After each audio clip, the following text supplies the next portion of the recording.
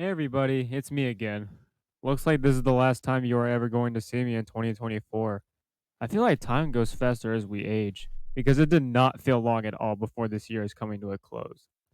Anyway, I am going to use this time to do something that I also did last year. A quick recap of everything I have experienced for 2024. I will divide this recap into three sections: the good, the bad, and I will finish with an overall conclusion. This year is also the first full year where all three of my channels are active. Anyhow, without further delay, let's get started with everything that has pleased me this year.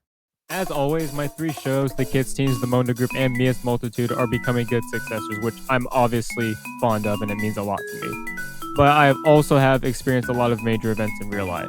On April 27th of this year, and I didn't tell you this until now, I have acquired a first degree black belt in karate, and you probably can't imagine how much effort I put in to achieve this goal. I've been doing karate for about 8.5 years, so finally achieving black belt excellence is something that I'll most definitely cherish forever. What I will also cherish forever is the cruise to Cozumel and Progreso, both in Mexico by the way, that I took over the summer. I would say that is one of the best trips I have ever taken, along with the trip to Europe that I took last year, if you remember. Hold on, one more trip. At the second round of playoffs, this was in mid-November, I decided to stay at a bed and breakfast hotel that was way out of town after the game was done. While nowhere near as good as the cruise, I feel like I had a great time there. That's about it for my key moments in real life, so let's move on to what it was like on YouTube and beyond. It wasn't too bad, actually. My longtime followers have made a lot of videos that I have enjoyed throughout the years, and most recently, one in particular has wrapped up his first 250 episode long season of his various adventures. I am still wondering if his second season will have the same number of episodes as the previous one, but oh well, I'll find out about that next year. My main channel has also crossed the halfway point to monetization. My second channel has exceeded 100 subscribers, and my third channel is more than halfway there to 100.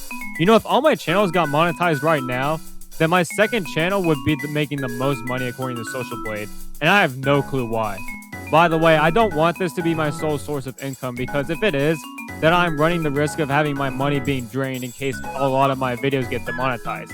So I'm just putting this to the side. So as you just saw, plenty of things have left me with a sense of greatness throughout the year. But now get ready, because I've got a pretty lengthy list of things that actually made my time on YouTube and beyond worse compared to last year. First of all, my activity on both platforms, along with the rate of increase in subscribers and views, has decreased significantly, and this applies to all channels. Now, it could be this watch time ratio, the lack of sensation of having my channels created, but these are nothing compared to the primary cause. I was actually really freaking lazy this year, as I probably spent about 4 weeks on average just to produce an episode with an average length of about 14 minutes. So mathematically, I only averaged about 30 seconds of an episode each day, which you can tell caused some problems. And you might think I'm just being a drama king, but I'm not done just yet. Towards the end of this year, the same exact user who made this video has requested me to make community post images and thumbnails on something he already freaking did. What's the point of having a new thumbnail on a content when you already did a thumbnail of that exact same concept? Not to mention this fiasco also happened, which warranted some unneeded stress. So let this be a lesson to those who are currently doing this or those who are thinking about doing this. If you don't have any hate or dislike towards your creation or your story or whatever, then why would you ask the same person over and over to remake it for you? Like seriously, it's genuinely sickening, redundant, and it's just a waste of time. Also, don't even get me started on the massive chain reaction of video limitations that happened throughout the latter half of this year. The first instance of this was when almost all of Beyonders, including myself, went absolutely ballistic. One user in particular even retired from using Beyond Studio and is one of several others who plan on migrating to another website.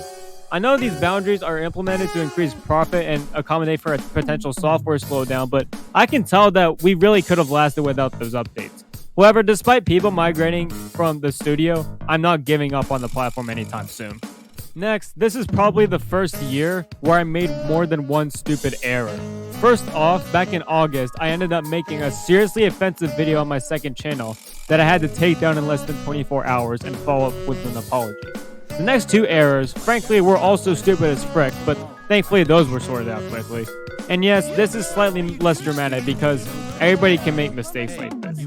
Finally, there is also something that I'm not worrying about too much as of right now. Several YouTubers, including Beyonders, have had a sudden spike in subscriber count at least one point this year, seemingly because of sub bots, and this has peaked towards the end of this year. The thing is, if I reach 500 subs with sub bots, then I'm not joining the YouTube partner program because that's just cheating. Also, since mid-November to the beginning of December, there has been several instances of mass pinging going around, and one of which I'm actually affected by. But again, it's just pointless and nothing to complain about. Well, that's about it on my list of predicaments that I had to face on YouTube. Keep in mind that none of those are instances that happened in my life outside of Beyond and YouTube because I couldn't really find anything major that affected me IRL. But now I'm finally going to give off an executive decision of what I thought about 2024. My life in the real world and academics, I had no major issues to worry about. But my time on Beyond and YouTube, it could definitely be better.